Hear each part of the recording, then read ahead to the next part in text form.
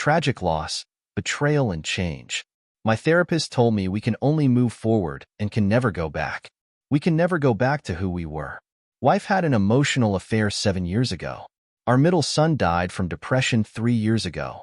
Wife moved 12 hours away for work last year, made a new friend, then slept with him right after New Year's, on the same trip where we agreed to fight for our marriage and start counseling.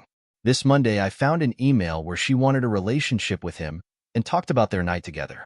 The email was sent 3 hours before our first therapy session. This June would have been our 30th wedding anniversary. I still love her, but don't think I can get past this one. I am scared of a future without her. Betrayal number 1. 7 years ago, my wife had an emotional affair. I'll never know if it was physical. I thought they were friends, and I trusted her implicitly. We had been together for over 25 years and had 3 wonderful sons. Then I noticed she was deleting text messages and would meet him at the mall for shopping, go to lunch without telling me, and she deleted emails. I eventually found emails where he was asking her to go away with him for the weekend. Although she turned him down, she had promised me that he would never wreck a home. There's more, but you get the picture. Eventually, she ended the friendship because I walked out the house. It broke my heart to think that I would not be in my sons' lives on a daily basis. My world revolved around them. During this time, she lied, and lied unless I had proof that she could not deny. She promised to quit deleting text messages, and she eventually moved all conversations to her work phone. I was so stupid. I had, and have, a huge blind spot for my wife. I loved and trusted her, and even when confronted, she was convincing. But more than that, I wanted to believe her. When we are good, it is the best drug in the world. She is my best friend. She is the first one that I went to with good news, and the one that I reached out to when I needed to vent or needed a sanity check. She was truly my best friend. After we reconciled, trust was hard to find, but eventually had to let the paranoia go. She never fully took responsibility for her actions. I deleted the text messages because I knew you did not like him. You were obsessed with him. I only requested that she quit hiding information. I could not conceive that she had fallen for another man. We have so many common interests and spent a great deal of one time together. I was stupid and blind to the love of my life, and so I tricked myself into believing her. I'm an idiot, dullard, dolt. Pick a noun. Betrayal change number 1. My trust in people was severely broken after this. My trust in my best friend took a long time to come back. A lot of joy in my life was gone forever. Tragic loss. This April will be the 3rd anniversary of the death of my middle son. He suffered and died from depression, which started when he was 15 to 16. He was a little over 21. That grief has left me broken. I tear up or flat out cry every day. I did not know that I could feel, so acutely, the depths of despair which felt as though my heart was physically being ripped out of my chest. I did not know that I could feel any emotion that intensely. Almost 3 years later, the pain, on any given day, is maybe 30% better. I am a long way from healing, and at times, I cannot wait to join him in the afterlife, assuming one exists. Either way, my suffering will end with my death. Memento mori is now my motto. Tragic loss change. His death has opened up a huge well of empathy and caring for me. I have reached out to others who have suffered tragic loss, and we have cried together and are bonded through our shared tragedy. A system goes down at work. Who cares? We will fix it, and no one is dying. No need to get worked up. I have more patience in general with people. Cue the art of not giving AF and again. No one is dying. I care for people more. Are they okay? Do they need time off? How is their mental health? I feel that I am better at putting myself in other people's shoes and I care for them. Although, you can walk a mile in a man's shoes, but you will never perceive the world as they do. That phrase opened up my eyes to my son's journaling and his perception of the world.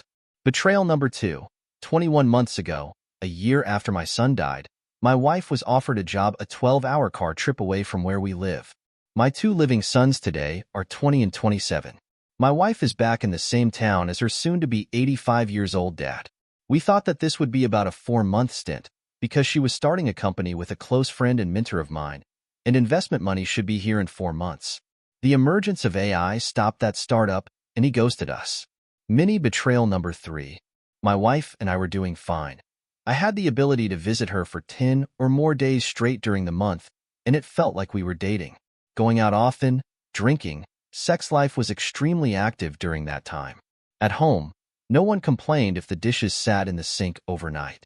She joined some social clubs, was making friends, and socializing more. Also, she was rocking her job and she loved it. I felt that the socialization groups could be a problem, and asked her to let me go if she met someone who she wanted to have a relationship with. I could not go through the BS that I dealt with 7 years ago.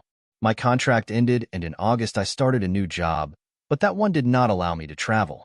The strain on our relationship began, and even when she could come out for a long weekend, we did not get along as well as before.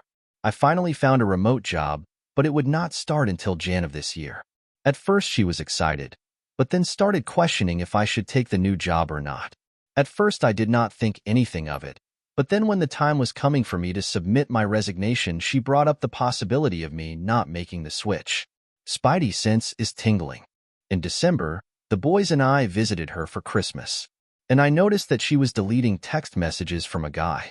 I thought it would upset you to see how much he reaches out to me. I finally coaxed his name from her, and they had known each other for about 5 weeks when he joined her social club.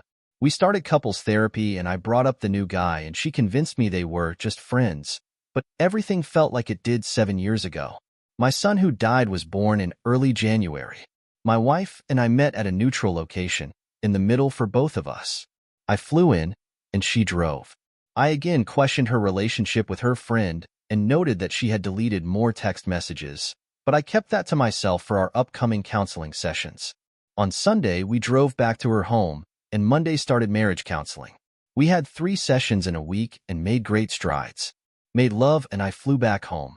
This past Monday, 3 days ago, I found an email that she could not deny, and she slept with him. No condom, on January 2nd in the evening time. I slept with her the morning of January 1st and drove back home. We had agreed to fight for our marriage and start marriage counseling. The Monday of our first session, she sent her new man an email asking for a permanent relationship and talked about that night together. She asked him what she could do to please him. She sent the email 3 hours before our first ever counseling session.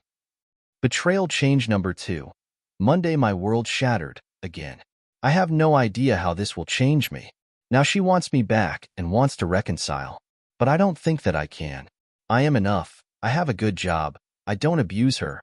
I don't cheat, drink very little, and we had so many common interests. I do have a quick fuse, but I am also quick to apologize. I am an excellent and patient caregiver when she is sick. I am enough. My bother from another mother said, "Fuck that. You are exceptional. I love that guy." At my core, this too will change me. Only time will tell what that change will look like. This year would have been our 30th anniversary. Through this all, I still love the fuck out of her, and moving on without her scares the living shit out of me.